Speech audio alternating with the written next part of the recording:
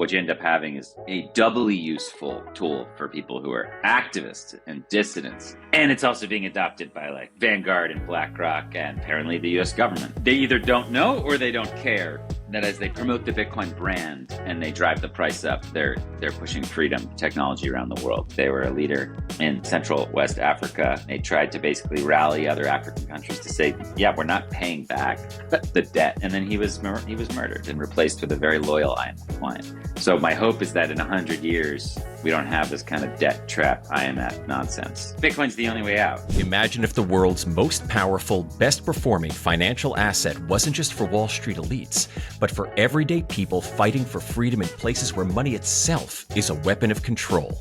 In today's video, we're diving deep into the real Bitcoin revolution with Chief Strategy Officer at the Human Rights Foundation, Alex Gladstein. Stories from activists and broken economies where Bitcoin isn't about getting rich quick. It's about surviving inflation, censorship, tyranny, and simply surviving. We chat about new empowering tech, the twisted history of the IMF and what the future looks like for countries still caught in their web, and Bitcoin's adoption trajectory. Going beyond Bitcoin to bring you the skills and insights you need to escape the fiat matrix. This is Mentor Sessions.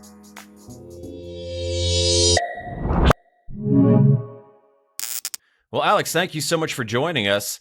Right off the bat, we all know that Bitcoin is only for tech bros and finance bros.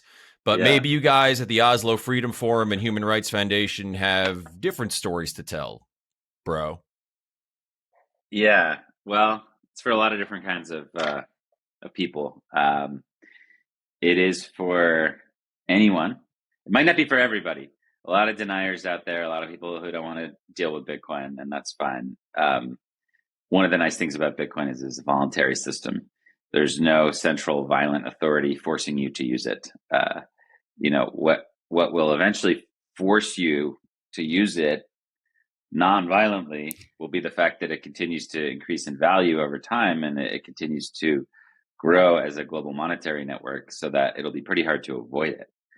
And it will be a bad financial decision for you and your organization or family or community or country or whatever to sort of wall yourself off from it. It's sort of like the internet. The internet wasn't violent. It didn't force you to use it. People chose to use it because they realized it had a lot of value, make their lives easier, allowed them to connect to the world around them.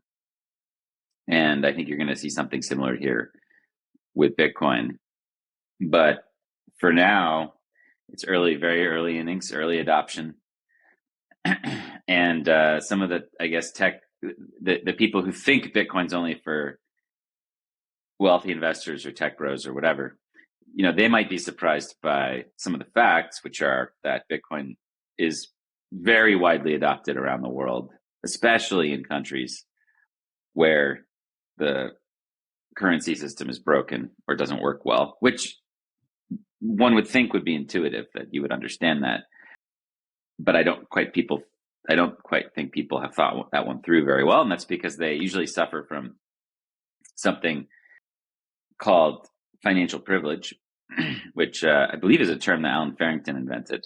I have to check on that one, but it's become part of the lexicon I use in my work, because usually what happens is the people who are haters or deniers or whatever, tend to come from wealthy countries that have stable currencies and property rights and free speech and rule of law, generally speaking, right? Like, obviously we know that the Canadian and American and British governments violate those rights sometimes, but generally speaking, like, you can't really compare us to like China or Saudi Arabia on these things.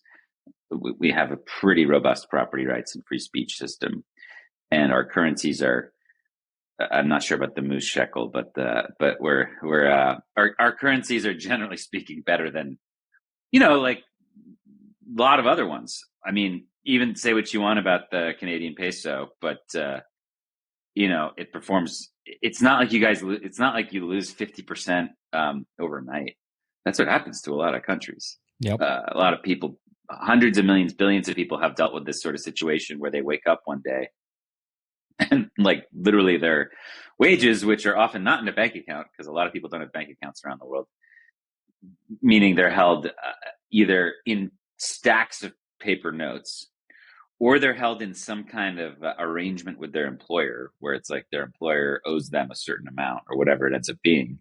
This is more traditional around the world. They're not saving in Amazon stock. That's not an option for most people around the world. Imagine just waking up and 40, 50% of it is just gone, meaning it's the same nominal number of units, but it's only going to get you half as much real estate, food, water, gold, dollars, whatever. And that's what happens all the time. These are currency devaluations that happen alongside just general inflation and hyperinflation.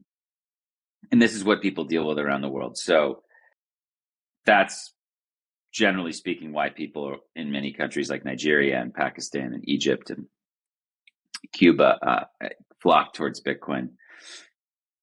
But there's an even additional, more powerful use case.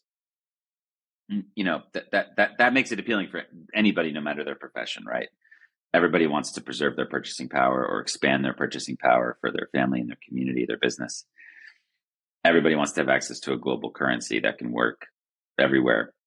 But even more so, there's the cypherpunk values to it that are interconnected with the other ones. You can't separate these out. So if you're going to have 21 million and scarcity and global connectivity and permissionlessness, like these things all are inextricably tied with the cypherpunk parts of Bitcoin. The fact that it's unstoppable and censorship resistant, right, and decentralized. So what you end up having is a doubly useful tool for people who are activists and dissidents and troublemakers in these countries, right? So they're the ones who get their, not only does their currency suck and they can't really interact with the global financial system very well, and not only is it hard for them to save, but they also get their bank account frozen, like whenever they disagree with the government. And again, we've seen some of this. You see glimmers of this in Western societies, right? You see glimmers of this happen occasionally in America, Canada, Europe. In Canada, they did that there. Yeah. Yeah. Well, I mean, time. yeah, I mean, it happened, right? But that it's more of an alarming exception in Canada as opposed to just daily occurrence, right? In China, it's just they have this real-time AI-powered financial system where anybody who so much as expresses the smallest hint of dissent against the government immediately gets their financial services cut off. That's not what happens in Canada. Like, obviously, like there's people whose living it is to go on television and make fun of whether it be Trudeau or the new guy or whatever.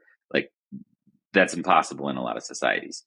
So, everything's a spectrum, but the point is that this thing is such an important tool for, generally speaking, people who live under broken economies, which is most of the world, sadly. And it's also very powerful for activists and political dissidents. So it's got kind of these two aspects to it where it's like digital gold and it's digital cash. Like it's kind of got a little bit of both, which makes it very potent. What you're saying makes so much sense. I mean, I'm sorry, Nathan, I just have a quick follow-up there. Because what you're describing, yes, intuitively as kind of like a libertarian type myself, that's how I thought Bitcoin would grow. I thought, like many others, that it would be very bottom up, and it would be the people who have the least access to banking, the least access to a stable currency that's going to hold its value. And while there have been pockets of that around the developing world, it just baffles me, and I'm sure you can offer better insight, why one country randomly will embrace Bitcoin, the people there will embrace it, and then very next door, the next country, which could be just as poor as the other one, it's just nowhere to be found. And it doesn't have that growth that I thought and assumed it would. What am I missing here? What did I get wrong? Well, I just think that adoption is in, it's going to be in like a step curve. It's going to be in fits and starts. It's not going to be a smooth linear experience, much like the rise in Bitcoin's value against the US dollar is not a smooth experience. It's up and down and 2 steps forward, 1 step back, 3 steps forward, 4 steps back sometimes. Adoption is the same way. It's an organic phenomenon happening all over the world. And Bitcoin is so alien to how most people think about money. It's not, in their mind, it's like, it's not tied to anything real. They can't quite grasp why it's so valuable because they really haven't done the homework yet. And we shouldn't expect them to at first. This is a journey everybody goes through, that that we're all familiar with, right? From zero knowledge about Bitcoin to having a modest amount of knowledge is a journey. It takes weeks, months, takes a lot of time. Got to get your 40 hours of Bitcoin podcasts in every week. Otherwise, you're just not going to make it, basically. But I mean, it's hard to fathom. It's hard to grok. It's a difficult thing to understand. So you might have one leader in one country, like the king of Bhutan, sort of figure it out. He's like, holy shit, we can take all of this wasted energy that we're normally either selling for nothing to China or India, or we're just letting it run off, and we could turn it into the hardest money in the world, and they'll pay us to do this. And like, he sort of figured this out, right? And the park rangers in Virunga in the DRC figured this out. They're like, wait a second, all this extra hydro energy that we're not using when we sleep, someone will buy that from us, and all we need to do is set up like a Starlink. Yes. Okay. And they'll pay us so that we don't actually have to pay anything. They'll come in and they'll set up all the infrastructure. Yes. So, people around the world start to figure this out, but it's like it requires an open mind, and it's a total paradigm shift. So it's fits and starts. It happens like this. And I think what to your point, like, the reason why it's not like only grassroots activism driven adoption is because of NGU, right? Like, Monero is a better, like, example of, like, if Bitcoin didn't exist, if we only had, like, currencies on the internet that offered like some interesting privacy tech, but they didn't hold their value very well. Let's say Bitcoin didn't exist, we only had something like Monero.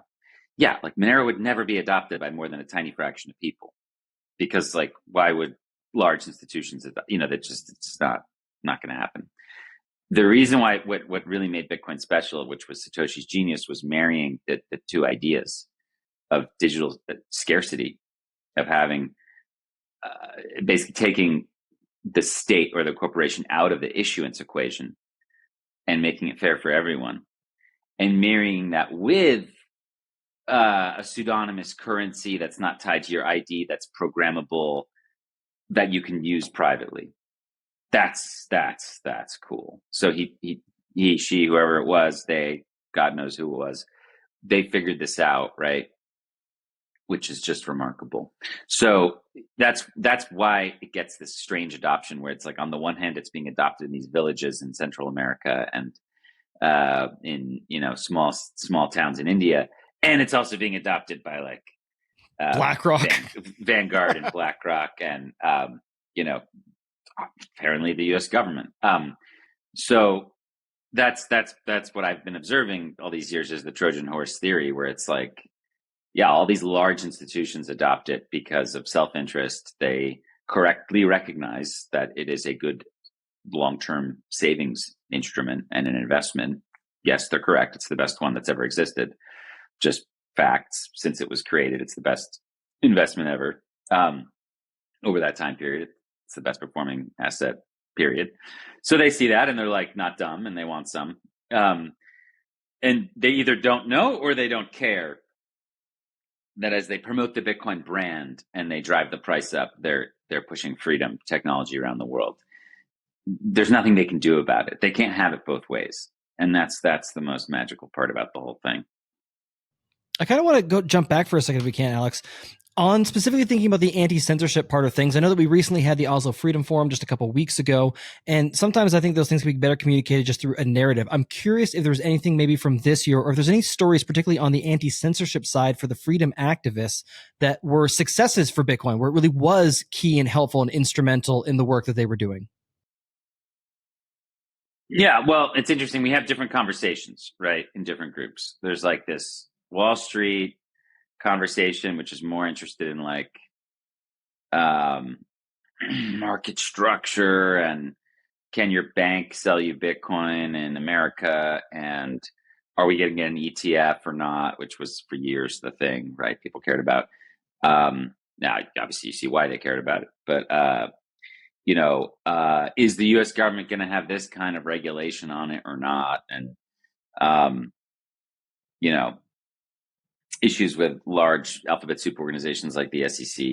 So that's one echo chamber. That's one conversation. We have a totally different conversation at these other events where you never hear people talk about the price in dollars pretty much ever. It's not that interesting. We're talking about it as a medium of exchange. We're talking about Bitcoin as currency, not as a financial savings instrument. Everybody obviously knows that it's a really good that it's really good at that, but that's not what gets people excited at these events. I mean, what gets people excited is the ability to use it as money, to move value from A to B without permission from any government. So some of the interesting stuff we were looking at are innovations in that area, right? So when we started working with activists on Bitcoin stuff in 2017, Bitcoin was really hard to use. And, despite what all of the uninformed haters say, Bitcoin is so much easier to use today than it was then. I mean, there weren't very many wallets. They weren't very good. They weren't designed really with the newbie user in mind. Most of them also included all these shit coins. Yep. Or, especially in the 2018-19 era. Now we have Bitcoin focused, Bitcoin only suites of different kinds of awesome open source software and hardware options for people that really range. And there's so many different interesting kinds. And what we've been really looking at is UX. So, I was just looking today, two announcements I saw today, which were really cool. I have them here actually. One was three. I'll just mention three. So,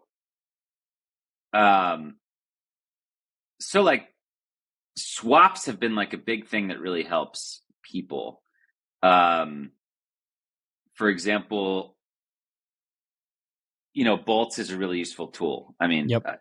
BTC Sessions talks about this all the time. If you're dealing with on-chain and then you've got some Lightning stuff, Bolts is so cool. You can just plug in some on-chain and you get some Lightning. It's just really quite interesting the way they do it.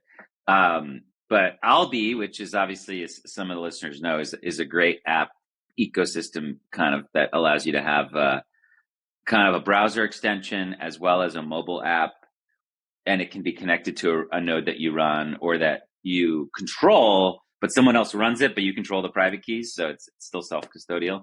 Yep. I really like that setup, but Albi's great, and they just announced today that they've got Bolt 12 offers. So this is something that's really cool, and we've been looking at that for a long time, and integrated swaps. So basically Bolt style swaps.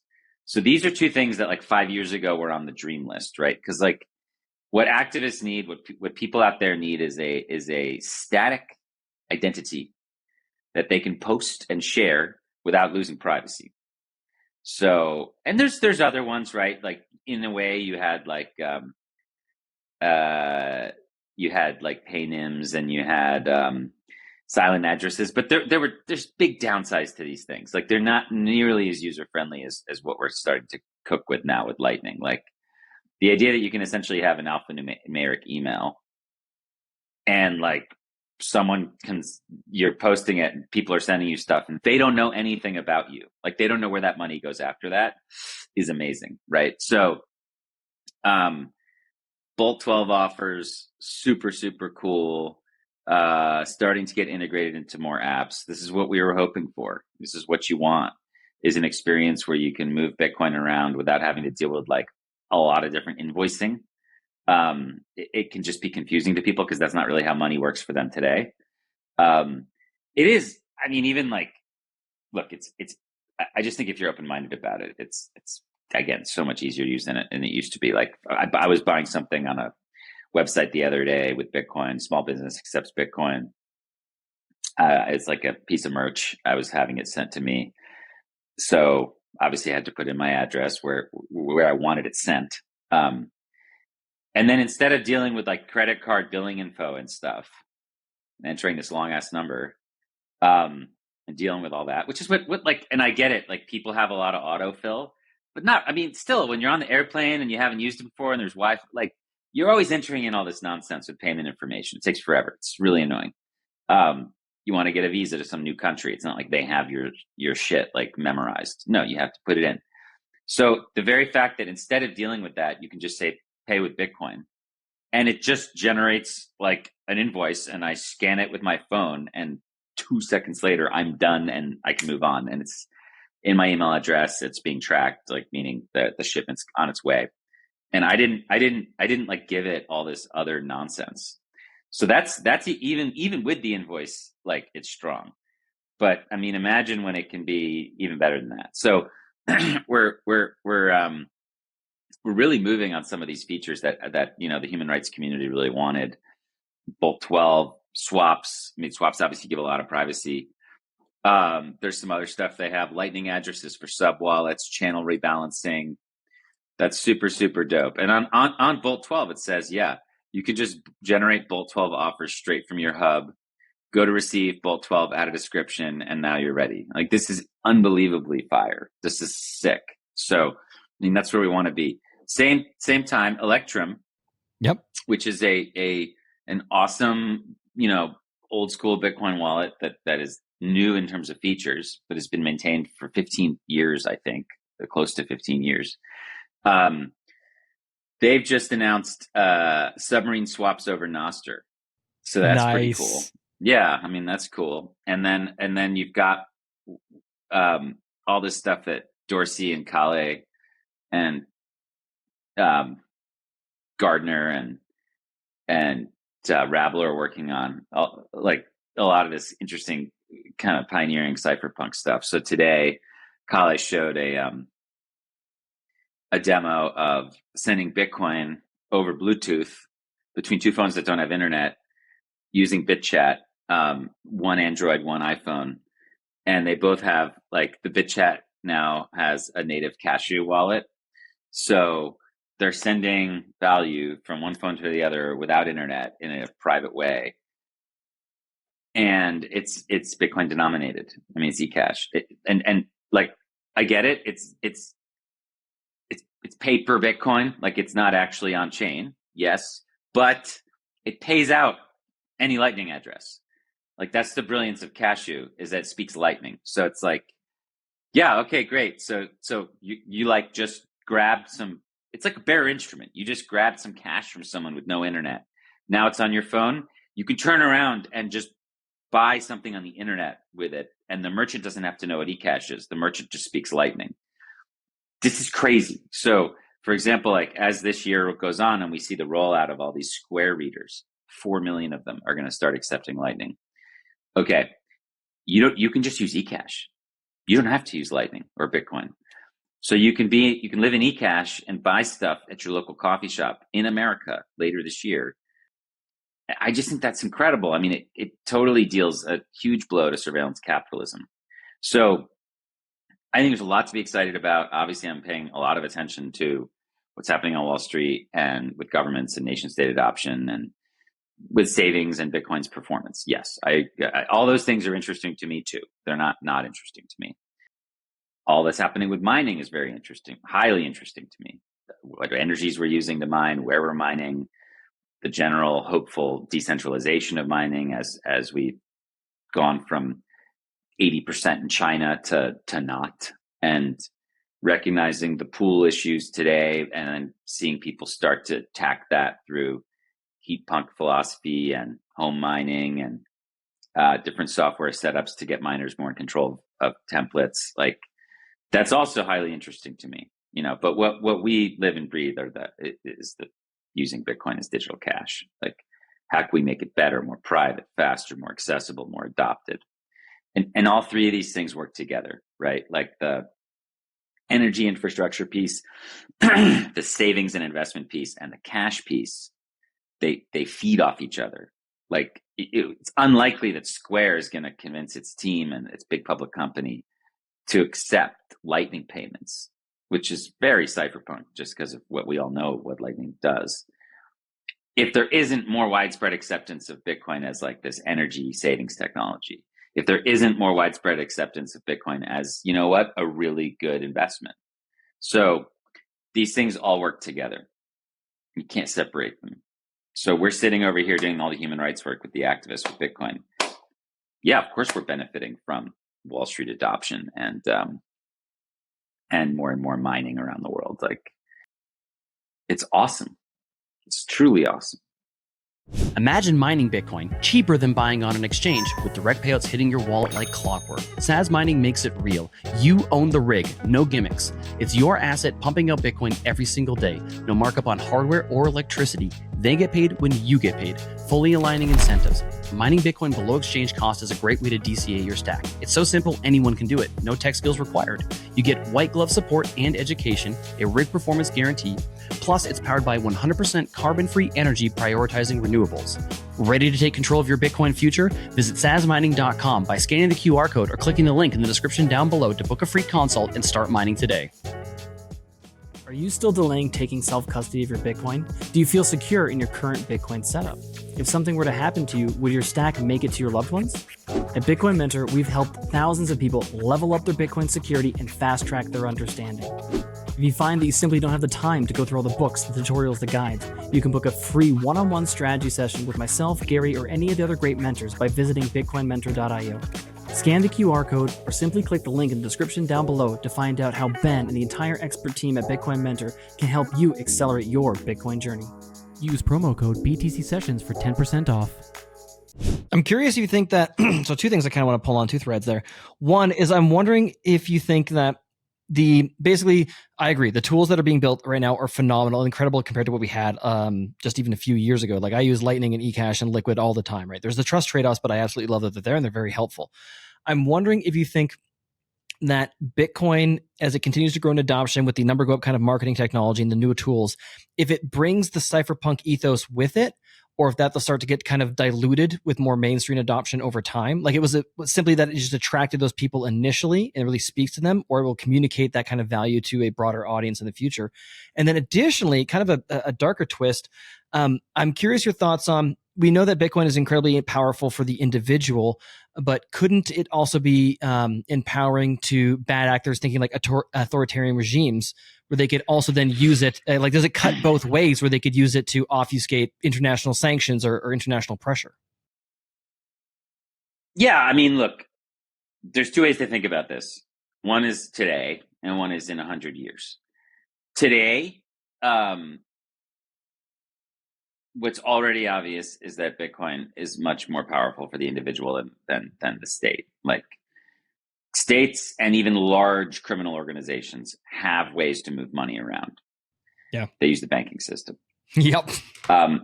Who doesn't have, a way to get money around usually are individuals, families split up by geographic, disparities, etc. So what's more relevant is that Putin can get around something using Bitcoin, which we're not even really sure he's doing. But let's say he did some trade with India, got around some sort of US sanction with Bitcoin. I mean, is that really that? I mean, what's really important is that 100 million Russians can opt out of the Russian ruble with Bitcoin. Like, that's far more profound than some sort of trade mechanism thing. Far, far more profound and important. I mean, it's similar to the encryption thing. Like, what's more important, that Putin can share a secret message with his daughter? No, what's way more important is that 100 million Russians can speak secretly without the KGB spying on them. Let's have context here. This is an asymmetric technology. The implications for the individual are so huge. The individual's relation, and it's funny because the implications for the individual are just radical liberation in many ways. The implications for the state are not great for corrupt thieves in the long term. This is going to make it harder for them to do a lot of funny business in a Bitcoin standard versus a fiat standard. It's going to make it a little harder for them to manipulate the system. It's going to completely make it impossible for them to have the big red button that just devalues people's savings, like I described earlier. You can't do a 44% overnight currency devaluation if the whole world uses one global monetary standard. That option's just completely whipped off the table. So it doesn't it's not a panacea. It doesn't remove all the bad things, but it removes a lot of bad things. It's the Bitcoin fixes this thing is of course exaggerated for a joke by a lot of us. But I'll often remind people that the list of things that it does just straight up fix is very, very long. Yes, it doesn't do 100 things, but it does like 59 things. And it's pretty crazy. It literally fixes currency devaluation. That's just off the table. So, I mean, it fixes many, many things. And, today, I think you're seeing, obviously, the impact on the individual far greater than the nation state. I mean, even the nation states that are trying to do Bitcoin stuff, the IMF is still powerful. The IMF has basically totally prevented El Salvador from doing, what it was, I guess, interested in doing.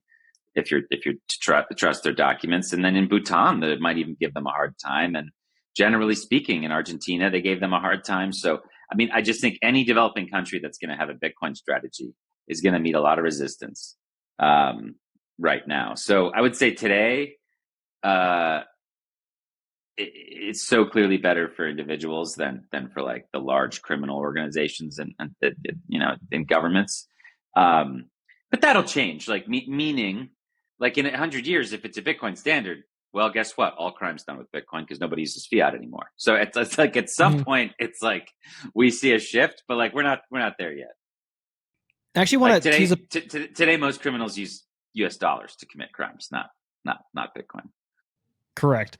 I actually want to double click on that a little bit as well, too, mentioning El Salvador in the IMF. Speaking of large corrupt criminal organizations, I know you've written about the IMF extensively and hidden repression in particular. I'm curious your thoughts. So even recently I saw that we had the events in Pakistan. They were saying that Pakistan wasn't going to be allowed to mine as kind of a condition of their loan, I believe. Yeah. And then I think it was just a day or two ago, we had Bukele meeting with Pakistan's head of crypto as well. And up until I think this morning or yesterday, it looked to me initially like Bukele was kind of defying the IMF. I'm going to continue stacking Bitcoin regardless of what you say. But now I know there's some reports from them specifically kind of calling that into question. And so one, I just want to get your general thoughts on it. And for anyone who's not familiar, maybe give us a little bit of background on the IMF and why they're so bloody evil. And number two, I'm wondering, at some point in time, I would think that the IMF's influence and power would start to wane, especially if a lot of other countries have other options to go to. I'm not sure if we're at that point yet, but I almost wonder if we're starting to see inklings of early rebellions against them. Well, TLDR, and you can read my book, Hidden Repression, if you want to learn more, but the IMF was set up for a reasonable purpose, which was to be the lender of last resort in the international financial system at the end of World War II, when we had just experienced an entire decade of total shutdown of global trade. So the idea was everybody put a little money in today. And by the way, it was mostly gold, your country to buy access to the IMF to become part of it, which almost every country became, and to get the benefits of the World Bank, you had to pay your dues, your membership fee. And it was you had to do most of it in gold. You couldn't do it all in your own currency. So the IMF is still the third largest holder of gold in the world.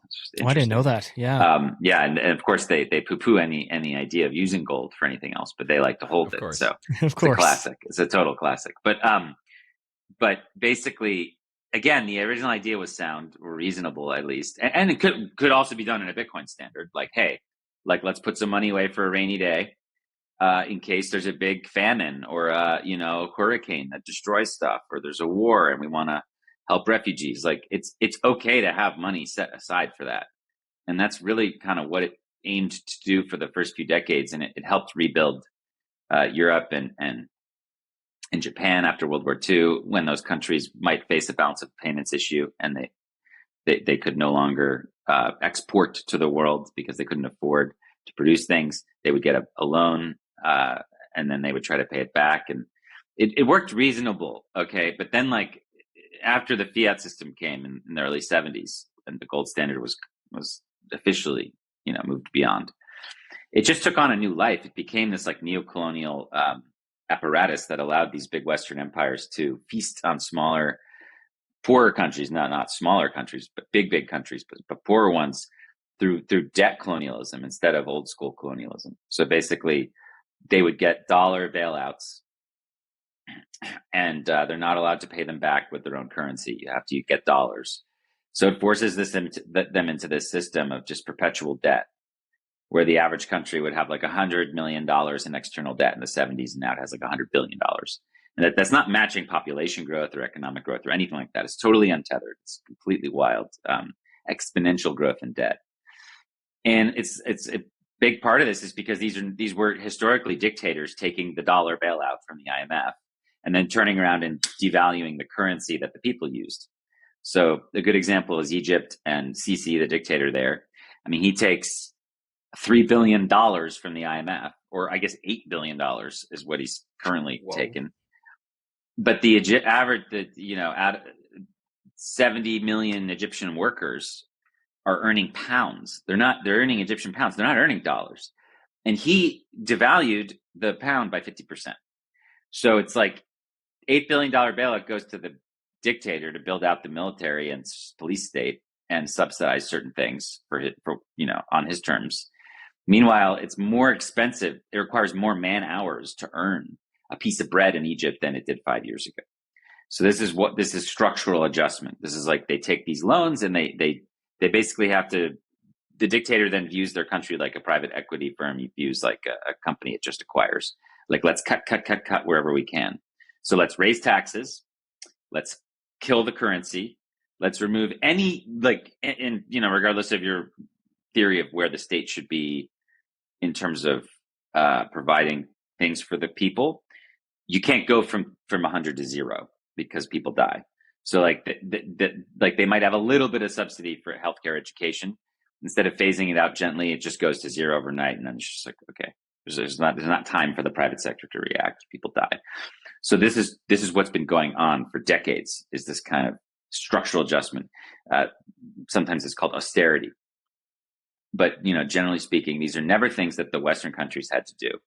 Like Britain has this whole extravagant free healthcare thing, which again, we can debate how well it works, but they have free healthcare, the NHS for their people. Free healthcare, but you get my Canada point. Too. You guys have, okay, Thank fine. you. But get this.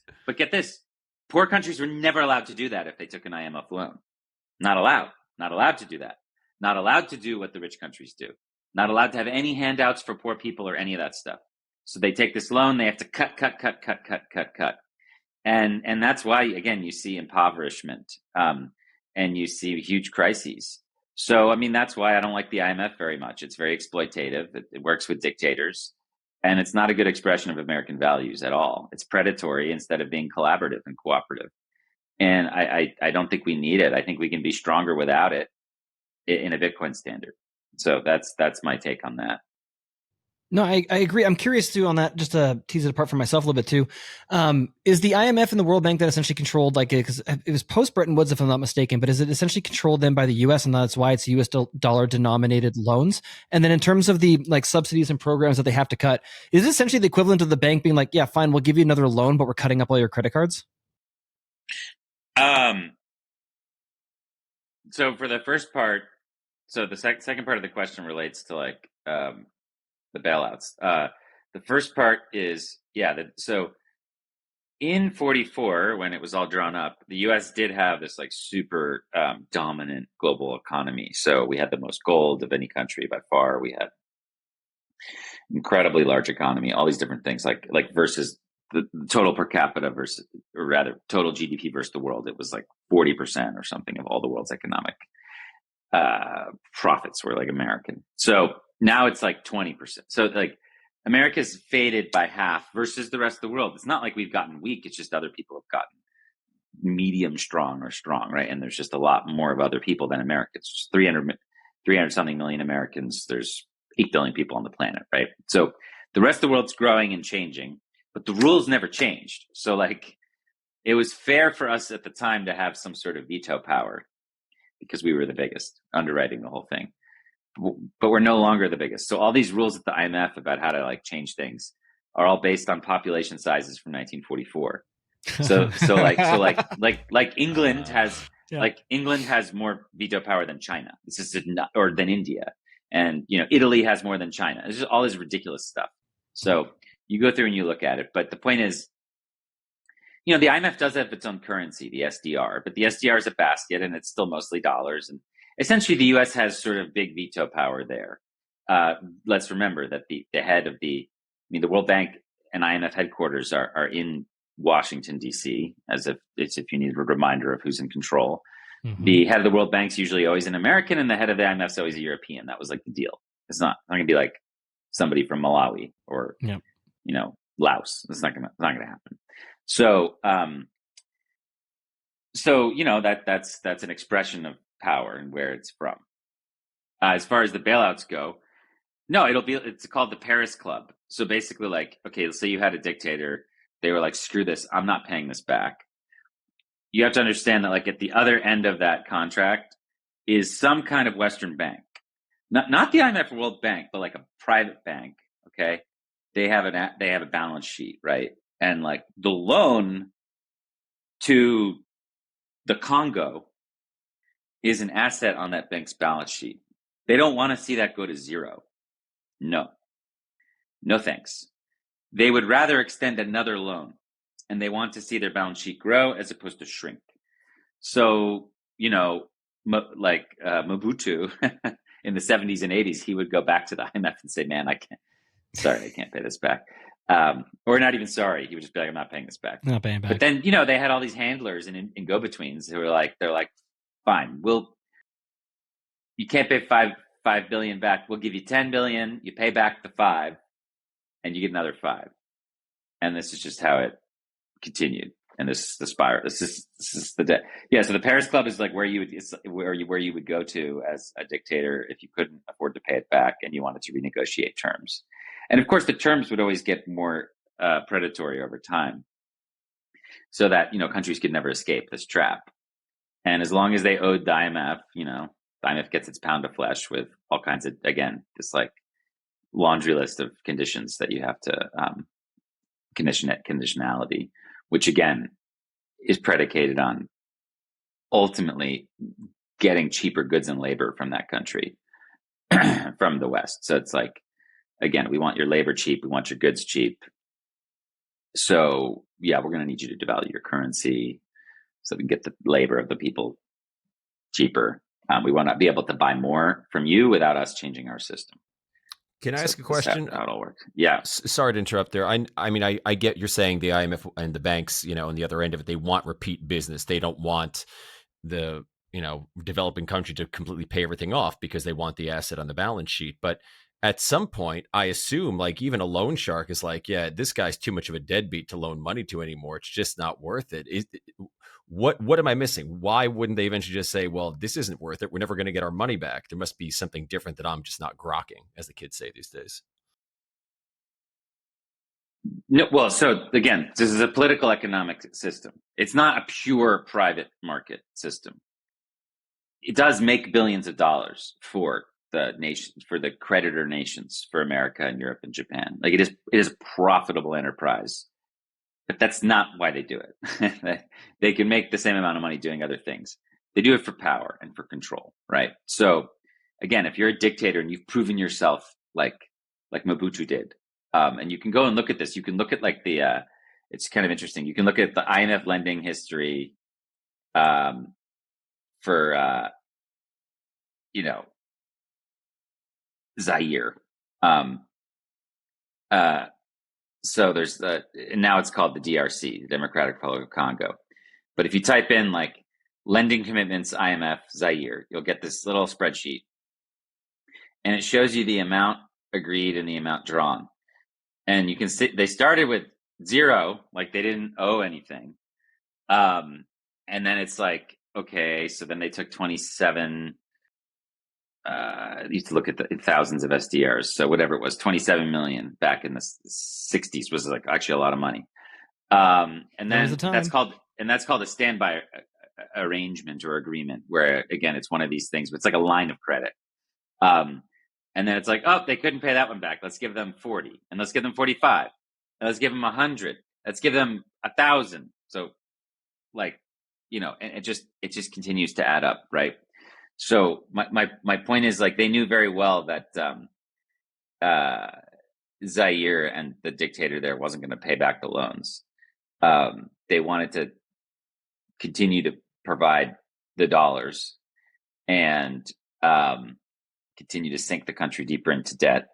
And the dictator doesn't have to pay the money back. The dictator knows that. Whoever's after them has to pay. So, for example, Ferdinand Marcos in the Philippines borrowed $28 billion while he was dictator. Then when he got ousted by the People Power movement in the 80s in the Philippines, it's not like the IMF was like, oh, okay, you guys don't have to pay back what he borrowed. No, like something like half of the GDP of the Philippines the next year in their new free country that they'd gotten rid of the dictator, half of their national profit basically as a country went to paying back interest on the debt that the dictator had accrued. Just So they don't- interest on the debt. Yeah, just they Just- don't yeah, they don't do what's it called? They don't wipe the slate clean. They don't do more like a debt jubilee. When in fact American courts have a precedent on this. Like when we fought the Spanish over Cuba 100 years ago, when we won, American courts actually said that the Cuban people didn't have to pay back the debt that the Spanish Empire had incurred because they were oppressors, which makes sense, total sense. But that precedent is not followed by the IMF. So like whenever people have a democratic revolution and overthrow a dictator, they don't get to they still have to pay back the dictator's debt. It's really I guess, wild. would their argument be that it was a dictator from within the country and not a foreign power? I mean, if they want to split hairs they that make way? they make all this nonsense. They say we're not political, but like they're constantly backing dictators. It's like crazy. I mean, there was one exception was after we invaded and overthrew Saddam in Iraq. I think we wiped the slate clean on that one. Like there's certain exceptions we'll make, but generally speaking, it's called odious debt, and generally speaking, there should be an international agreement where like odious debt is should be canceled. But again, they don't want debt cancellation. So what they want is to pay back more. They want to pay back the debt with more debt. So to your point, instead of again, okay, there was 5 million given out to the folks in the Congo. That's just going to go to zero. We're going to have to eat that. No, we're just going to give another 10 million, and 5 of that will pay back the original, and then there's a new loan, and we'll deal with that later. And it's even at a higher interest rate. So this is just what they kept doing. This is why it's an exponential curve of debt. Would you just get rid of the IMF? Just like if you had a magic wand, just goodbye and replace it with nothing? I just don't think it's more of an outcome of the system. I don't think it's a conspiracy theory or people sat. I don't think the head of the IMF sits down with his colleagues or her colleagues today. Mustache twisting. And says, or if you're, Dominique Strauss-Kahn. I don't know. Maybe she waxes. I don't know. Whatever. I don't know. But whatever. The point is, I don't think they sit down and they're like, ooh, let's see how much money we can steal from Africans today. No, I think it's more of a structural path dependent thing where it's it's just sort of a machine. This is what it's doing. It's so I think Bitcoin's the only way out. I mean, it's clearly the way out for individuals because you can't get structurally adjusted. Like if you're saving in Bitcoin, you're self-custodying, or if you're saving in Bitcoin and sending the Bitcoin to your family abroad or whatever you're doing, they can't squeeze you anymore. So that's amazing. So it helps individuals escape. As far as does it help countries escape, we don't know. The jury's out. I'd like to think that eventually it seems kind of obviously yes, especially with the mining. Being able this is huge. Being able to mine and convert your abundant energy around you into a neutral reserve currency that could be used to buy things like oil and aircraft and fertilizer and stuff. I mean, that's huge because right now the only way that countries can buy any of that stuff is with dollars. So to get the dollars, they either have to borrow from the IMF or some other bilateral lending institution at a high interest rate, or they have to do business with America and sell us stuff that we want. So what they all end up doing, all these countries, is shaping their economies to grow or make stuff that we want instead of stuff that they need for their people. This is why you have shrimp farming. Because rich people in the West like shrimp and we want it in our freezers. Shrimp farming does not help the people who actually do the shrimp farming. This isn't a rational free market thing, if that makes any sense. It's all just sort of, it's oh, well, we can get an IMF loan for that. Because that's what we want out of you is shrimp. So there's a lot here where it's in a new system where the government doesn't have that pressure to get dollars no matter what. They can just mine Bitcoin for that marginal amount that they need to buy certain things. It totally changes the system. May I ask a question and just to challenge that for just a moment? And I know you know tons more about this than I ever will. if without the loan, the biggest moneymaker for producers in that country was actually farming shrimp to sell abroad, I would think that would still make sense to do from an economic sense, because then you get the money and you can buy other things you need from that, like just basic trade 101, produce the goods that you're best at with the highest demand. Yes, but that was never a free market outcome of Bangladesh. Like, in order to do shrimp farming, there has to be massive human rights violations, massive child labor violations, massive environmental destruction, and massive reduction of security of the people. I mean, they had these dikes or dams that would protect people from floods, and instead what they do is they poke holes in them so that the land fills with water, and then they go and they have the kids and the young people who are essentially slaves like go in the ocean to get to get little tiny shrimp, and they bring them into these new watery fields, and the shrimp grow into big shrimp, and that's how they get the shrimp. So when a storm comes now, instead of having these dikes and these forests to protect, which were the natural and man-made and natural like protections that they had, now it's just like, and it comes over and it kills a bunch of people. So these are not like decisions that a rational actor would make. Gotcha. If they were like had any kind of accountability with the people. But again, oftentimes again in Bangladesh, it's a bunch of corrupt dictators, so they don't, So again, they don't care. Maybe like, I mean, who knows? I mean, this all gets confusing, but it's like, it's complicated. I just think that it's hard to say who's good at making what. Like America makes a lot of corn, but it's largely because of like subsidy and democratic election reasons. Like we should just be importing cheap sugar from somewhere else, but instead we're subsidizing national. So even in democracies, it's like all screwed up. So it's hard to say. I mean, one thing is like Canada and America should definitely be exporting energy. That's obvious. Like that's clear. But like when it comes to other stuff, it's just hard to say. I mean, should Bangladesh be exporting shrimp? I'm not sure. It's hard to say. Like we don't have a world where we can like sit down and just brass tacks that. Like they definitely shouldn't be doing it in the way they're doing it now. Or at least like I feel really bad for all the people involved in the production side of it who don't see any of the gains, that is seen elsewhere. It's a major distortion in the price signals, and it's going to skew everything. Of course, going to like that kind of monocrop of shrimp is never going to be sustainable because you don't even have necessarily a local market for it. I'm curious then, kind of jumping back a bit and tying to that as well too then, Alex, I'm wondering if you maybe like how you see it playing out, or if you think, for example, that Bitcoin could get El Salvador out from the boot of the IMF. Well, I mean, I just posted about this yesterday. Let's see, I have the data right here. So Bulgaria seized 213,000 Bitcoin in 2017. And then, they apparently sold it all, right? Yep. Mm-hmm. So today that would be worth 25 billion. Okay. Yep. Bulgaria's national debt, their current total debt is 32 billion. So let's play this out another cycle. Yeah, I was gonna say, wait 4 years. All right. So what you have here is literally just staying humble and stacking the sats that come to you. In the case for Bulgaria, would have completely removed them from any kind of debt trap, whether to be to their own citizens, to foreign markets, to lending to lenders. They would be just not in that situation. So that's just like that's a fact. So when it comes to these other countries, I absolutely think it could be a way out if they are smart like Norway and they create a wealth fund and they manage it carefully. Yeah, the problem is most countries aren't smart like Norway and they're corrupt and they end up stealing everything like Nigeria, etc.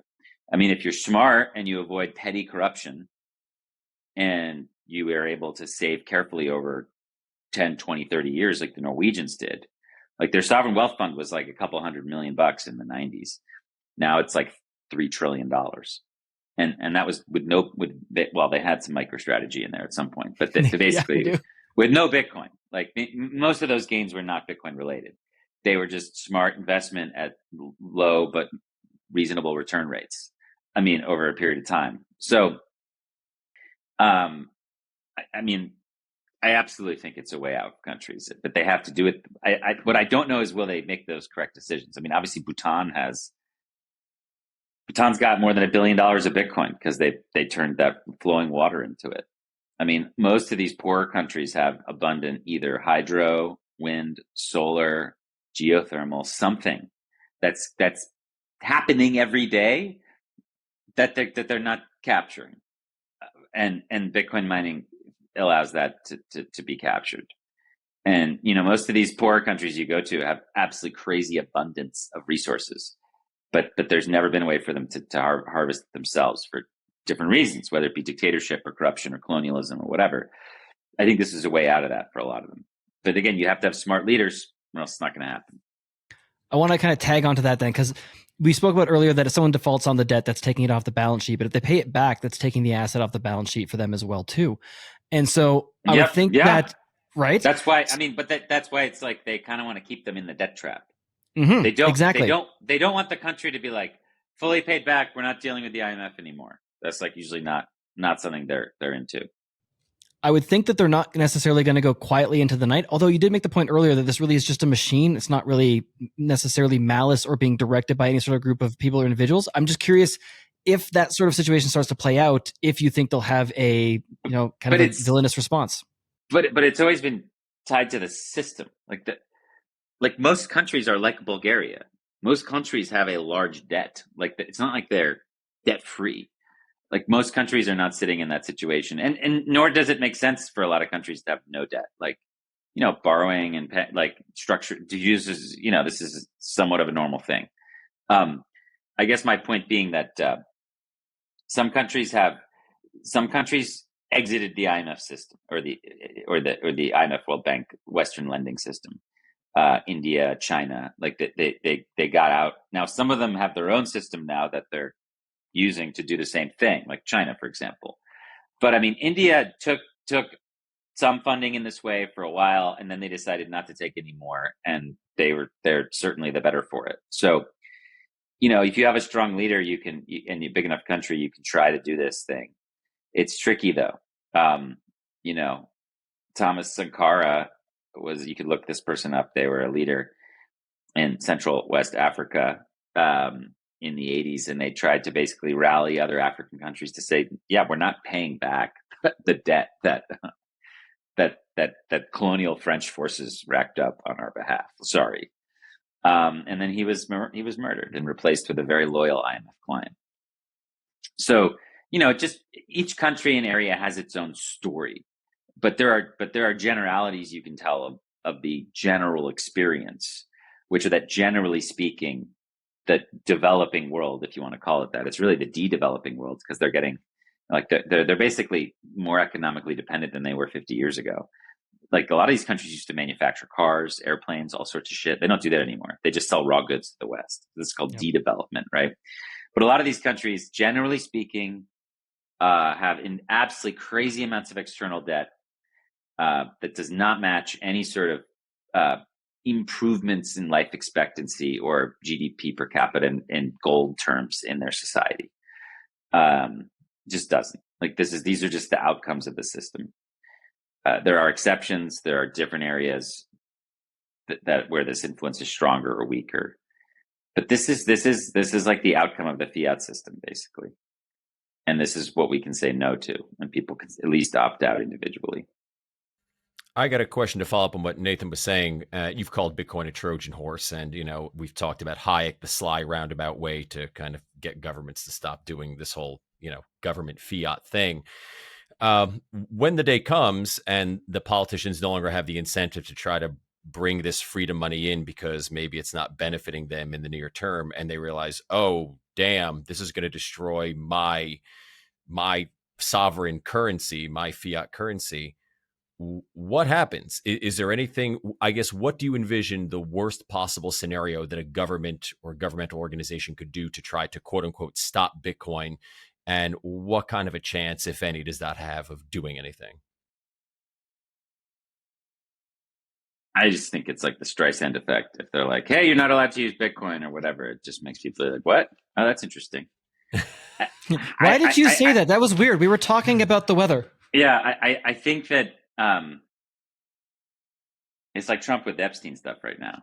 Oh my God! He's like stop talking. Like what? Why are you so angry about it? Dude, I'm sorry. Please tell me you've seen the Chappelle Show sketch with Black Bush, because that's exactly what it reminded me of. Have you seen that one? Similar idea. Yeah. Are we still talking about the war? We're going to space. Yeah. So I think they can put short-term obstacles in the way, but like this is only going in one direction. I mean, as long as governments keep devaluing currency and deplatforming people, like Bitcoin's going up. I mean, if they meaningfully were to stop doing that and restore some, I don't know how they would, but if they restored some sort of like super sound money to everybody and they stopped censoring people, then Bitcoin would have no reason to exist and it would slowly die and people would stop feeding it electricity and it would go away. But there's no way to kill it otherwise. I mean, the only way to kill it is to change human behavior. And human behavior is not going to change in that way. It's going to have to go through a transformation led by Bitcoin into hopefully a better kind of human behavior. So my hope is that in 100 years, our ancestors are living in a world where, we don't have this kind of debt trap IMF nonsense, whether it be perpetrated by China or the United States or whatever world power is in the future. It'd probably be Africa. I mean, dude, in 100 years, Africa is probably going to run the world based on population. So who knows? I mean, Wakanda. Like the point is, no, there's going to be like 2 billion people in Africa, and the Chinese population is going to decline. Mm-hmm. America should be fine, but generally the demographics aren't looking good for like Europe and East Asia, basically. But who knows what the world looks like? The point is, one hopes that this kind of predatory lending is kind of much harder to do. So we'll see. I mean, that's ironically like anybody involved in Bitcoin. I mean, you can take that step today. You can get involved in the revolution. This isn't just some idea thing. You can ask to be paid in Bitcoin. You can get your school involved, your kid's school. You can get your church or whatever. You can get your local market involved. You can start stacking. You can learn more about how to stack carefully. Like the thing that makes this so powerful is that you can get involved today. And even to your earlier point, like you can now send it without the internet Bluetooth between two phones. Like, yeah, I mean, a lot of that is edge case stuff, but it's like it shows you the power of programmable money. I mean, it's amazing, like what you can build, and open source money. I mean, it is really insane that this open source money is whatever it is. It's freaking $120,000 right now as we speak. It's completely nuts. It's just like it's nobody issues it. Nobody knows who created it. What a gift. So that's where we are. Beautiful. And with that, Alex, I think that's the perfect place to put a bow on it. I know we've got events in Africa and Indonesia coming up, and you've got the next Freedom Forum. I think it's June 1st to 3rd next year. Where can people go to check out your stuff? What do you have going on? All that, all the links and all the goodies. Yeah, if you go to href.org/financial freedom, you can learn about what we're doing at HRF, doing education, grants, got the open source projects. You should apply. I'll be in Indonesia at the Indonesia Bitcoin Conference in September. I'll be at the Africa Bitcoin Conference in December. It's probably about it for me. It's 2 big trips for the rest of the year as far as Bitcoin events. And then, Oslo Freedom Forum is I'll be at Vegas next year, and then I'll be at the Oslo Freedom Forum June 1, 2, 3, which is an awesome place where activism and Bitcoin come together. You should check it out. Beautiful. I hope to make it one year, maybe next as well too. And lastly, just because I want to make sure, if someone like myself wanted to donate via Lightning to HRF, is that possible? Yeah, for years we've been running our own infrastructure over BTC Pay, probably for more than 5 years. So if you go to href.org/BTC, you can check out our BTC page, and you can even donate via PayJoin, which is pretty tight. If you enjoyed this episode with Alex Gladstein, please do like and subscribe, and check out the previous episode with Dr. Amus on the evils of fiat medicine.